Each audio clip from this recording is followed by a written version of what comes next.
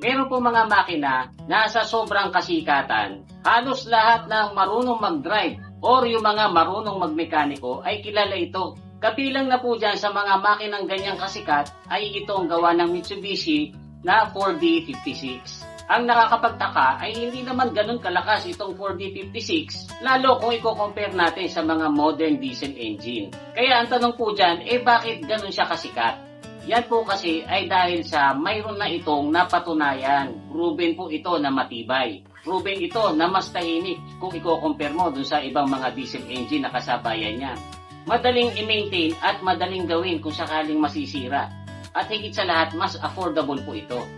Alam nyo guys, ito pong 4D56 ay galing sa series of inline 4 internal combustion engine na gawa ng Mitsubishi mula pa noong 1972. Ang tawag po sa group of engines na ito ay Mitsubishi Astron. 4G ang tawag doon sa mga bigasolina kung saan kasali yung legendary engine ng Lancer Evo na 4G63. So 4G po ang tawag dyan kasi yung G stands for gasoline. Ang 4D5 engine naman po, kung saan kasali itong 4D56, ay obviously mga diesel engine kasi ang ibig sabihin po ng D dun sa 4D56 ay diesel. Pero although 1972 nag-start itong mga Mitsubishi Astron engine, ang 4D56 po ay unang na-introduce noong 1980 kasi mas nauna pong ginawa yung mga gasoline engine. Ito po mga gasoline engine na 4G series ay puro chain-driven.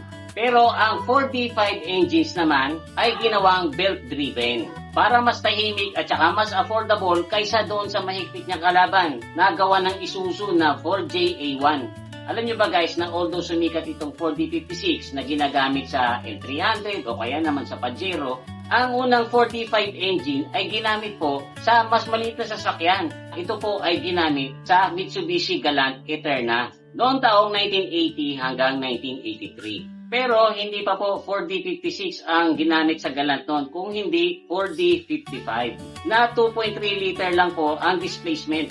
Pero kahit na 2.3 liter lang po ang displacement itong 4D55 ay ginamit din po nila ito sa Mitsubishi Pajero noong 1982 hanggang 1986. Sa Mitsubishi Delica or L300 noong taong 1982 hanggang 86 din. Ganon din po sa L200 ginamit yan hanggang 1986. Tapos ginamit din po ito sa first generation Ford Ranger from 1985 hanggang 1987. Pagdating naman po ng 1986 ay dinevelop na itong 4D56 na mas malakas kaysa dun sa 4D55 kasi itong 56 ay 2.5 liter na ang displacement. Pero ganon pa rin po ang basic design. May 4 na piston, cast iron ang block, aluminum alloy ang cylinder head.